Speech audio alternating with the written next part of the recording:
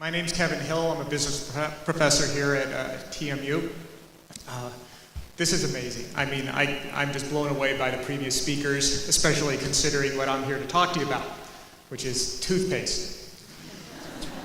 Toothpaste was invented in the 1870s by Colgate. When they invented it, nobody cared. Nobody bought it. Nobody cared about their teeth. And they didn't need to. They didn't need sugar. Sugar was introduced into the American diet in the 1880s, 1890s, early 1900s. And then everybody's teeth began to rot.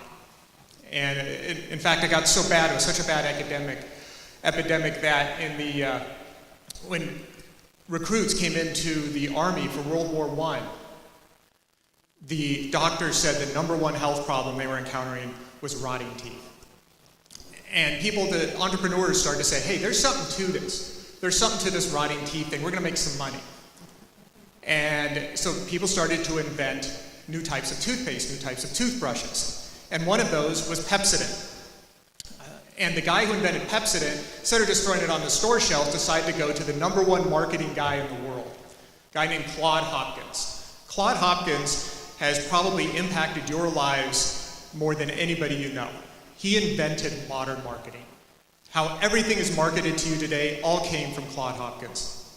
And he decided that he was going to try this new way of marketing toothpaste, because everybody else had failed. And he decided to use something that he came up with called the habit loop.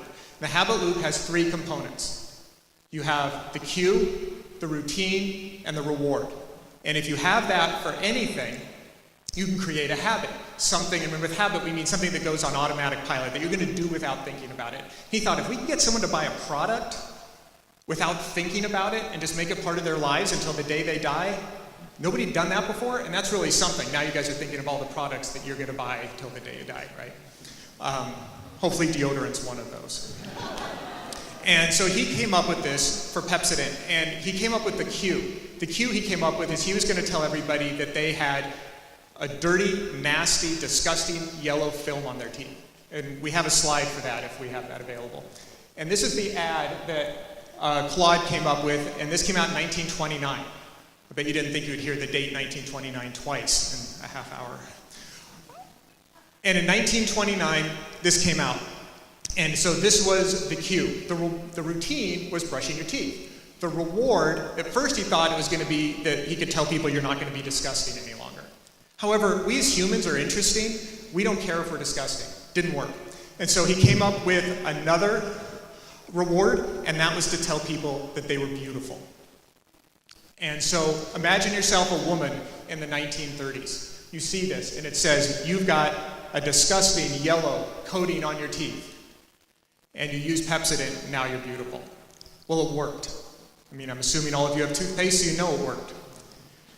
It worked so well that before the Pepsodent ads came out, before this came out and covered the entire country, 6% of American households had a toothpaste of any kind in their medicine cabinets. 6%. After this came out, 65% had Pepsodent in their medicine cabinets. Can you think of any product today with 65% exposure that 65% of the American population has the same product in their medicine cabinets? You can't, because it doesn't exist. It's amazing. And I teach this in my consumer behavior class, and I started to get feedback from students. They would say, hey, that habit thing, that cue, the routine, the reward, I've started to use that in my own life. Because in business, not only are the tools we teach good for the business world, but they're hopefully good for your lives. And students started to come back to me and say, hey, I did that. I wanted to start exercising, so I put my shoes in front of my door. So in the morning, I couldn't open my door without hitting my running shoes. Put on the shoes. That's the cue. The routine, go for a run. The reward is maybe getting an extra muffin at breakfast. Students would say, I want to study more. So they would come up with a cue, routine, reward. So the cue was returning back to the dorms after dinner. The routine was studying. The reward was a half hour of video games. And then another student mentioned that they wanted to spend more time in the Word. And so they created a habit loop. Cue, routine, reward. So they came up with I believe it was when they returned from classes in the afternoon. That was the trigger. When they walked in the door, that was the cue. The routine, spend time in the Word. The reward, I think her reward was that she took a nap afterwards. And it works. And you're able to develop these habits. And of course, the beautiful thing about this habit loop is you can also undo bad habits. We all have bad habits. And you can replace bad habits with good habits. You just have to set up that trigger. And if you can find the trigger for your bad habit and come up with a new routine and a reward, you can eliminate bad habits from your life. And students would give me feedback, and they were able to do this. And one of the things that I started doing years ago was oftentimes I took the stress of the day home with me. And I didn't want to do that anymore. So I came up with a new habit. I thought that was a bad habit. So when I got in the car every day after work, that was my trigger. That was the cue. The routine was I would pray. I'd spend time with the Lord on the way home. And my reward was I was a better father, I was a better husband. My family responded to me better when I came in the door.